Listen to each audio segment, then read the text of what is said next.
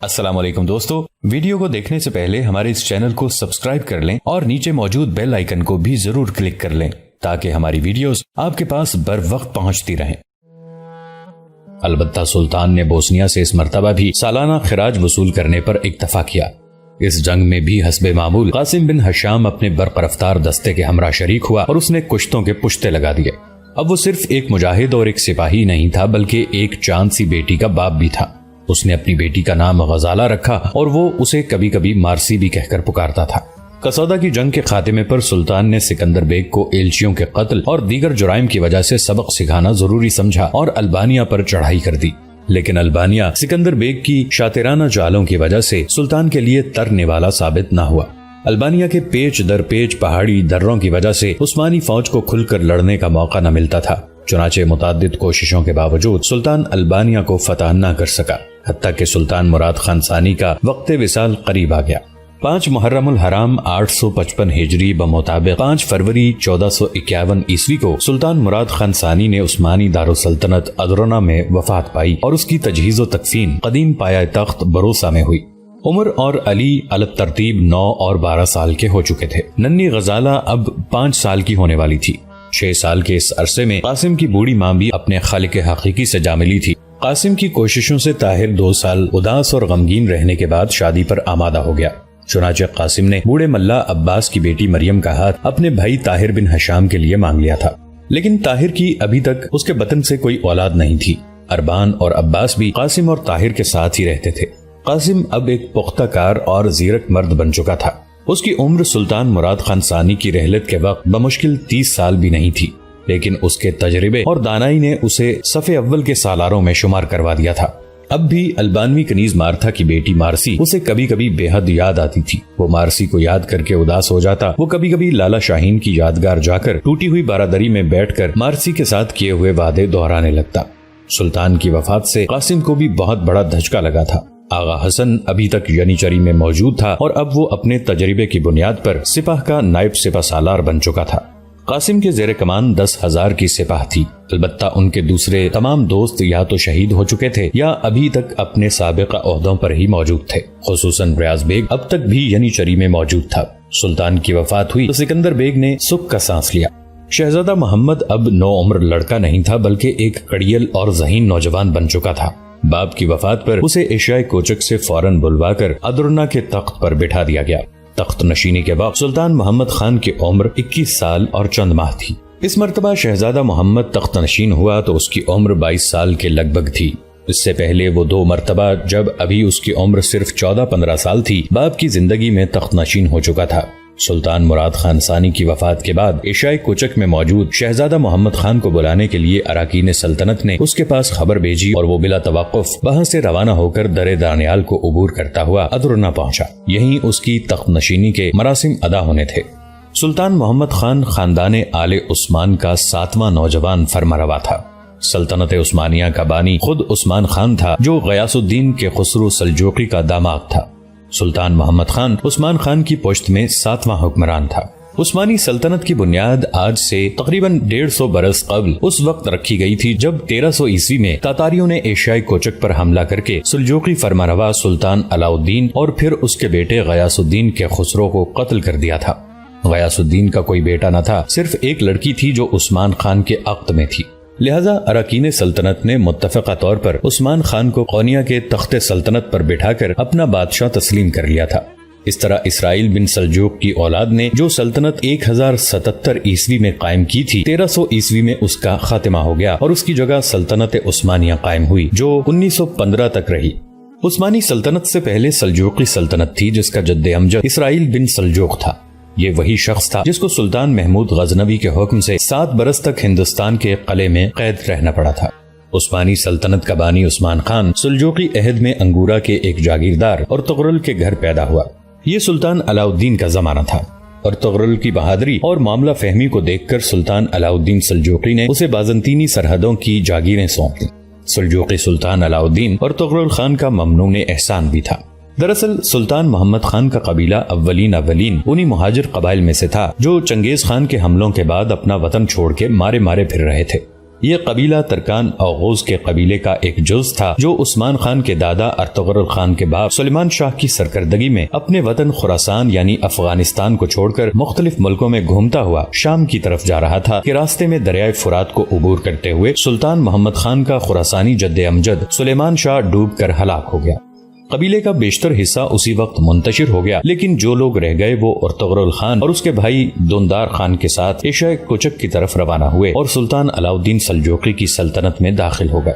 چنگیز خان نے خوارزم شاہ کو برباد کر دیا تھا اور اس کی تمام سلطنت ٹکڑوں میں تقسیم کر کے اپنے بیٹوں میں بانٹ دی تھی۔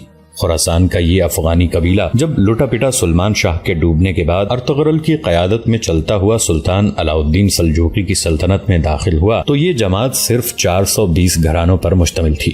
420 گھرانوں پر مشتمل یہ جماعت سلطان علاؤالدین کے زیر سایہ پناہ لینے کے لیے پایا تخت قونیہ کی طرف بڑھی چلی جا رہی تھی کہ راستے میں انگورا کے قریب ارطغرل کو 2 فوجیں مصروف جنگ نظر آئیں۔ وہ کسی فریق سے واقف نہیں تھا، لیکن یہ دیکھ کر کہ ان میں ایک تعداد کے لحاظ سے کمزور اور دوسری قوی ہے، اپنے سواروں کے ایک دستے کے ساتھ جس کی مجموعی تعداد صرف 444 تھی، کمزور فریق کی حمایت کے لیے بڑھا اور ایسی جانبازی سے حملہ آور ہوا کہ دشمن کو میدان چھوڑ کر بھاگنا پڑا۔ فتح حاصل کرنے کے بعد اسے معلوم ہوا کہ جس فریق کی اس نے یوں بر وقت مدد کی تھی وہ سلطان علاؤالدین سلجوقی کی فوج تھی جو ایشیا کوچک کا بادشاہ تھا، اور دوسری فوج تاتاریوں کی تھی۔ ارطغرل کے اس کارنامے کے صلے میں سلطان علاؤالدین نے اسے صفوت کا علاقہ جو دریائے سقاریہ کے بائیں جانب بازنطینی یعنی قسطنطینوی سرحد کے قریب تھا جاگیر میں عطا کر دیا اور سوگوت کا شہر بھی اسے دے دیا۔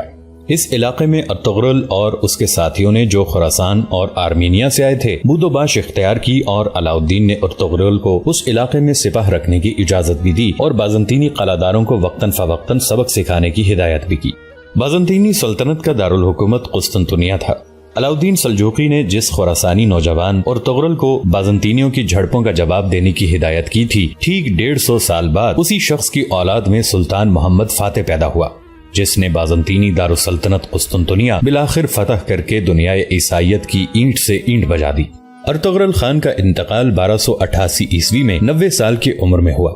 وہ عمر بھر سلطان علاؤالدین سلجوقی کا منظور نظر رہا، حتیٰ کہ ایک وقت وہ آیا جب ارطغرل نے علاؤالدین کے نائب کی حیثیت سے تاتاریوں اور بازنطینیوں کی ایک متحدہ فوج کو شکست دی۔ چنانچہ سلطان علاؤالدین نے بنی شہر اور بروسہ شہر بھی ارطغرل کو دے دیے۔ اس نے ارطغرل کی جاگیر کا نام سلطانوی رکھا اور اسے اپنے مقدمۃ الجیش کا سپہ سالار مقرر کر دیا۔ ہلال سلطان علاؤالدین کے علم کا نشان تھا۔ ارطغرل کی وفات پر اس کا بڑا لڑکا عثمان خان اس کا جانشین ہوا۔ یہ دولت عثمانیہ کا بانی اور سلطنت عثمانیہ کا پہلا تاجدار تھا۔ اس کے باپ نے اپنی زندگی میں سلجوقی سلطان کے ساتھ ہمیشہ وفاداری قائم رکھی۔ سلطان نے بھی ہمیشہ یہی روش اختیار کی، لیکن یہ وہ زمانہ تھا جب دولت سلجوقیہ دم توڑ رہی تھی اور ایشیا کوچک میں طوائف الملوکی پھیلی ہوئی تھی۔ عثمان صرف بازنطینی دشمنوں کے خلاف برسر پیکار رہا، بالفاظ دیگر عثمان کی توجہ عیسائیوں کے خلاف مبذول رہی۔ اسی زمانے میں شہنشاہ قسطنطنیہ کوہ اولمپس کے دوروں کی حفاظت نہ کر سکا اور عثمان کی فوج تھینیا کے میدانوں میں داخل ہو گئی۔ بازنطینی سلطنت جو رسول خدا صلی اللہ علیہ وآلہ وسلم کے زمانے تک دنیا کی عظیم ترین سلطنتوں میں شمار کی جاتی تھی، عثمان کے دور میں روبہ زوال تھی۔ فرقہ وارانہ جنگوں اور حکومتی بدنظمیوں نے عثمان کو موقع دیا کہ وہ بازنطینی سلطنت کے بیشتر علاقوں پر قبضہ کر لے۔ ایک زمانہ تھا جب قسطنطین کی حکومت ایشیا کوچک تک پھیلی ہوئی تھی، لیکن اب ایشیا کوچک میں قسطنطین کے پاس صرف نائسیا، ایکومیڈیا اور اس کے نواحی اضلاع باقی رہ گئے تھے۔ عثمان کے لیے بازنطینی علاقوں کی طرف متوجہ ہونے کی وجہ اسلامی تبلیغ تھی۔ بہرحال عثمان نے مسلم افواج کے لیے یورپ کے دروازے کھول دیے اور در دانیال کو عبور کرنا عثمان کی اولاد کے لیے کھیل بن گیا۔ عثمان نے سلجوقی سلطان کی اطاعت میں بڑے بڑے مارکے سر کیے، جن میں قراجہ حصار کا مارکا بہت مشہور ہے۔ اس قلعے کو فتح کر کے مسلمانوں نے یورپیوں کو خبردار کر دیا کہ اب ان کا عہد حکومت رخصت ہونے کو ہے۔ سلطان علاؤالدین سلجوقی نے اپنے بہادر سپہ سالار عثمان کو نیز بیگ کے خطاب سے سرفراز کر کے اسے اپنا سکہ جاری کرنے اور اپنا نام جمعے کے خطبے میں شامل کرنے کی بھی اجازت دے دی۔ اس طرح صرف لقب کے علاوہ بادشاہی کے تمام امتیازات عثمان کو حاصل ہو گئے، اور پھر یہ کمی بھی چند سالوں میں ہی پوری ہو گئی جب 1300 عیسوی میں سلطان علاؤالدین سلجوقی اور اس کے بیٹے سلطان غیاث الدین سلجوقی کی یکے بعد دیگرے وفات کے بعد عثمان کو ایک آزاد اور خود مختار تاجدار تسلیم کر لیا گیا۔ سلجوقی خاندان کی حکومت کے خاتمے کے بعد آل عثمان کی حکومت کا آغاز ہوا، لیکن بعض سلجوقی امراء جن میں امیر کرمانیہ خاص طور پر شامل ہے عثمان کو حسد اور رقابت کی نگاہوں سے دیکھتے تھے۔ چنانچہ کچھ ہی عرصے بعد امیر کرمانیہ کے ساتھ عثمان کی زندگی میں ہی جنگ کا ایک طویل سلسلہ شروع ہو گیا جو اس کے متعدد جانشینوں کے عہد تک جاری رہا۔ عثمان نے خاص اسلامی حکومت کو رواج دیا۔ اس نے 1301 عیسوی میں نائکومیڈیا سے متصل قیون حصار کے مقام پر پہلی بار شہنشاہ قسطنطنیہ کی باقاعدہ افواج سے مقابلہ کیا، جس میں اسے شاندار کامیابی حاصل ہوئی اور 6 سال کے اندر اس کی فتوحات کا دائرہ بحران کے ساحل تک پہنچ گیا۔ وہ اپنی زندگی میں بیک وقت 3 محاذوں پر فتوحات حاصل کرتا رہا، ایک باغی سلجوقی امراء کے خلاف، دوسرے تاتاریوں کے خلاف اور تیسرے بازنطینی افواج یعنی شاہ قسطنطنیہ کے خلاف۔ 1317 عیسوی میں عثمان نے برودا کا محاصرہ کیا۔ یہ شہر قیصر قسطنطنیہ کا ایشیائی کوچک میں اہم مرکز تھا۔ یہ دنیا کا ایک طویل ترین محاصرہ تھا جو 10 سال تک جاری رہا۔ بالآخر 1326 عیسوی میں محصورین نے ہتھیار ڈال دیے۔ عثمان خان کا بیٹا اور خان فاتح کی حیثیت سے شہر میں داخل ہوا۔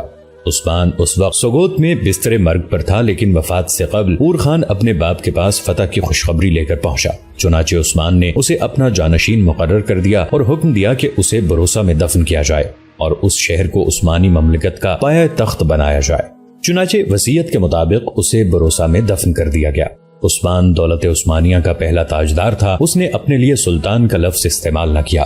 اس کے بیٹے اور خان اور پوتے مراد اول نے بھی صرف امیر کا لفظ ہی اختیار رکھا۔ سلطنت عثمانیہ کے بانی عثمان کی شادی بھی دلچسپ انداز میں ہوئی۔ شہر کے قریب ابترنی نام کی ایک بستی میں ایک خدا رسیدہ عالم اور درویش ادابالی رہا کرتے تھے۔ عثمان اپنی نوعمری کے زمانے میں اکثر ان کے پاس حاضر ہوتا رہتا تھا۔ ان کی ایک نہایت حسین بیٹی تھی جس کا نام مال خاتون تھا۔ ایک روز اتفاق سے عثمان کی نظر اس دوشیزہ پر پڑ گئی اور وہ اسے دیکھتے ہی اس پر فریفتہ ہو گیا۔ اس نے نکاح کا پیغام دیا، لیکن ادابالی نے ایک درویش اور ایک امیر سلطنت کا فرق جانتے ہوئے انکار کر دیا۔ 2 سال تک عشق و محبت کا یہ سلسلہ جاری رہا اور عثمان نے ادابالی کے گھر میں آمد و رفت جاری رکھی۔ اس عرصے میں چند اور ترک سرداروں نے بھی جو طاقت اور شہرت میں عثمان سے بڑے ہوئے تھے مال خاتون سے شادی کی خواہش کی، لیکن ادابالی نے ان کو بھی صاف جواب دے دیا۔ بالآخر ایک رات جب عثمان ادابالی کے گھر مقیم تھا، اس نے یہ عجیب و غریب خواب دیکھا کہ ایک چاند ہلال بن کر ادابالی کے سینے سے نکلا اور رفتہ رفتہ بدر کامل بن کر اس کے یعنی عثمان کے سینے میں اتر آیا۔ پھر اس کے پہلو سے ایک زبردست درخت نمودار ہوا جو بڑھتا ہی چلا گیا، یہاں تک کہ اس کی شاخیں بحر و بر پر چھا گئیں۔ درخت کی جڑ سے دنیا کے 4 بڑے دریا دجلہ، فرات، نیل اور ڈینوب بہ رہے تھے، اور 4 بڑے پہاڑ کوہ قاف، کوہ بلقان، کوہ تور اور کوہ اٹلس اس کی شاخوں کو سنبھالے ہوئے تھے۔ دفتن ایک تیز ہوا چلی اور اس درخت کی پتیوں کا رخ جو شکل میں تلوار سے مشابہ تھی ایک عظیم الشان شہر کی طرف ہو گیا۔ یہ شہر 2 سمندروں اور 2 بر اعظموں کے اتصال پر واقع تھا اور ایک انگوٹھی کے مثل دکھائی دیتا تھا جس میں 2 نیلم اور 2 زمرد جڑے ہوئے تھے۔ عثمان اس انگوٹھی کو پہننا ہی چاہتا تھا کہ اس کی آنکھ کھل گئی۔ بیدار ہونے کے بعد اس نے یہ خواب ادابالی سے بیان کیا۔ ادابالی نے اس میں عثمان کے شاندار مستقبل کی تعبیر دیکھی اور اسے ایک غیبی اشارہ سمجھ کر مال خاتون کو اس کے نکاح میں دے دیا۔ عثمان کا یہی خواب جو آج سے 150 برس قبل اس نے دیکھا تھا اب سلطان محمد خان کے ہاتھوں پورا ہونے والا تھا۔ 2 سمندروں اور 2 بر اعظموں کے اتصال پر واقع شہر قسطنطنیہ ہی تھا۔ سلطان محمد خان کے آباء و اجداد میں عثمان کا بیٹا اور خان بھی ایک فاتح اور بہادر بادشاہ تھا۔ یہ عثمانی سلطنت کا دوسرا تاجدار تھا اور عثمان خان کا چھوٹا بیٹا تھا۔ اس کا بڑا بھائی علاؤالدین علوم دینیہ اور فلسفہ و تصوف کا دلدادہ ہونے کے ساتھ ساتھ دانشور اور مدبر بھی تھا۔ روئے زمین کی پہلی باقاعدہ باوردی تنخواہدار کل وقتی اور بیرکوں یعنی کینٹ میں رہنے والی فوج یعنی چری کا آغاز اسی شخص کے مشورے پر کیا گیا۔ اس تجویز میں اس سے پہلے تک دنیا میں فوجیں منظم بھی ہوتی تھیں اور باوردی بھی، لیکن صرف جنگ کے دنوں میں۔ یونانی اور رومی سلطنتوں میں بھی یہی رواج تھا۔ حضرت عمر فاروق رضی اللہ عنہ نے فوجیوں کی تنخواہیں مقرر کی اور چھٹیوں کا رواج بھی دیا، لیکن کینٹ کا تصور اس وقت بھی نہیں تھا۔ چنانچہ یہ اور خان ہی تھا جس نے اپنے بھائی علاؤالدین اور رشتہ دار قرا خلیل کے مشورے سے ان عیسائی نوجوان قیدیوں کو جو مختلف جنگوں میں اس کے ہاتھ لگتے تھے تربیت دیکھ کر ایک باقاعدہ فوج بنائی جس کا نام ینیچری رکھا گیا۔ اور خان نے اپنی حکومت کے پہلے ہی سال سن 726 ہجری بمطابق 1326 عیسوی میں نائکومیڈیا پر قبضہ کر لیا۔ بروسا اس کا دارالسلطنت تھا۔ قسطنطین کے ایشیائی مقبوضہ علاقوں میں اب صرف ایک ہی بڑا شہر نائسیا رہ گیا تھا، جو اپنی عظمت اور اہمیت کے اعتبار سے قسطنطنیہ کے بعد دوسرے درجے پر تھا۔ شاہ قسطنطنیہ یعنی قسطنطین نے اس شہر کو بچانے کی بے حد کوشش کی۔ اور خان نے اس کا سخت محاصرہ کیا اور 730 ہجری بمطابق 1330 عیسوی اسے فتح کر کے اپنی سلطنت میں شامل کر لیا۔ اس شہر کے لوگ بھی بکثرت اسلام میں داخل ہوئے۔ اسی دوران 1333 عیسوی میں ایک باغی ترک امیر کے شہر قراسی پر بھی اور خان کو قبضہ کرنا پڑا۔ کچھ ہی عرصے میں اور خان کی سلطنت اناطولیہ کی شمال مغربی سرحدوں تک پھیل گئی۔ اور خان نے اپنی توجہ زیادہ تر فتوحات کی بجائے سلطنت کے انتظام و انصرام اور ان کی فلاح و بہبود پر رکھی۔ وہ آئین و ضوابط کے مطابق پوری سلطنت کو اسلامی ڈھانچے میں ڈھالنا چاہتا تھا۔ 1336 عیسوی کے بعد اور خان نے 20 سال تک کوئی جنگ نہ کی، بلکہ عوام کی تربیت کرتا رہا۔ سلطنت کے اندرونی انتظامات سے فارغ ہو کر وہ یورپ کی طرف متوجہ ہوا۔ اس کی زندگی کے آخری چند سال شہنشاہ قسطنطنیہ کے یورپین مقبوضات میں قبضہ جمانے کی کوشش میں صرف ہوئے۔ قسطنطین کی سلطنت جو کبھی دریائے ڈینوب اور اناطولیہ اور شام تک پھیلی ہوئی تھی، اب صرف تھریس، مقدونیہ، سالونیکا اور یونان میں موریا کے ایک بڑے حصے تک محدود تھی۔ ایشیائی مقبوضات تقریباً عثمانیوں کے قبضے میں جا چکے تھے۔ اس زمانے میں قسطنطنیہ کے تخت کا جھگڑا اٹھ گیا۔ اسی دوران اور خان نے اس موقع سے فائدہ اٹھایا اور ایک فریق کینٹاکوزین کی مدد کے لیے 10,000 سپاہی بھیج دیے۔ اسی طرح اور خان نے ایک مرتبہ کینٹاکوزین اور دوسرے فریق جان پیلیولوگس یعنی دونوں کی درخواست پر شاہ سربیا کے خلاف بھی فوج بھیجی۔ سربیا کا یہ بادشاہ سٹیفن ڈوشن سالونیکا پر حملہ کر چکا تھا۔ کچھ عرصے کے بعد قسطنطنیہ کے تخت پر جھگڑا پھر اٹھا تو اور خان نے اپنے بیٹے سلمان پاشا کی قیادت میں 20,000 سپاہی کینٹاکوزین کی مدد کے لیے بھیجے۔ جان پیلیولوگس کو شکست ہوئی اور کینٹاکوزین نے تخت سنبھال لیا اور اور خان کو حسب معاہدہ قلعہ زیمپ دے دیا گیا، جس میں سلیمان شاہ نے عثمانی دستے متعین کیے۔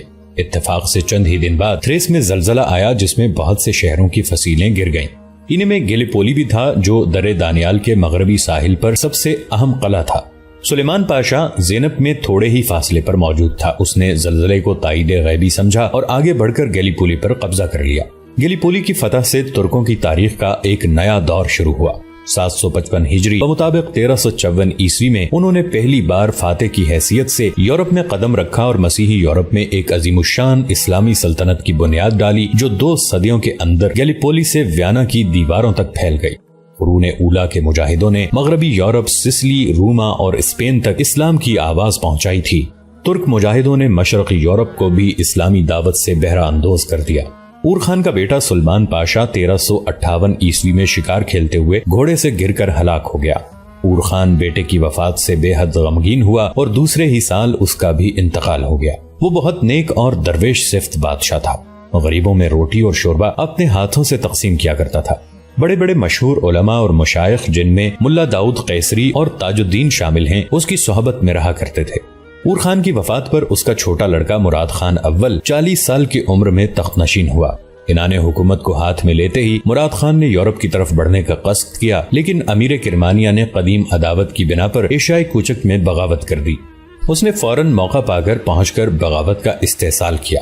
یہاں سے فارغ ہو کر وہ یورپ کی طرف پلٹا اور 1360 عیسوی میں درے دانیال کو عبور کر کے فتوحات کا وہ حیرت انگیز سلسلہ شروع کیا، جو 1389 عیسوی میں صرف اس کی شہادت پر ختم ہوا۔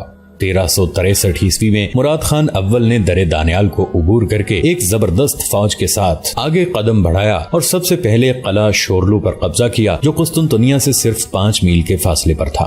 اس کے بعد دوسرا قلعہ کرکلی سے فتح ہوا۔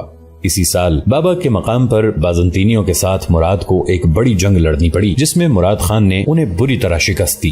نتیجہ یہ ہوا کہ ایڈریانوپل یعنی ادرنا نے فوراً ہتھیار ڈال دیے اور اس طرح تمام تھریس مراد کے قبضے میں آ گیا۔ اس کے بعد عثمانی جنرل لالا شاہین نے بلغاریہ میں داخل ہو کر نیپوپولس پر قبضہ کر لیا، جو کوہ بلقان کے جنوب میں سلطنت بازنطینی کا مقبوضہ تھا۔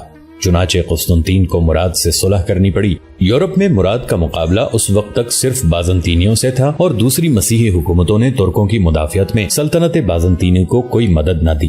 لیکن 1363 عیسوی میں پوپ اربن پنجم نے ہنگری، سربیا، بوسنیا اور ولاشیا کے فرمانرواؤں کو آمادہ کیا کہ ترکوں کے بڑھتے ہوئے حملے کو روکنے کے لیے اپنی فوجیں روانہ کریں۔ چنانچہ اتحادیوں نے 20,000 فوج تھریس روانہ کی، لیکن جنرل لالا شاہین نے انہیں شکست دی۔ اس کا نتیجہ یہ ہوا کہ کوہ بلقان بھی سلطنت عثمانیہ میں شامل کر لیا گیا۔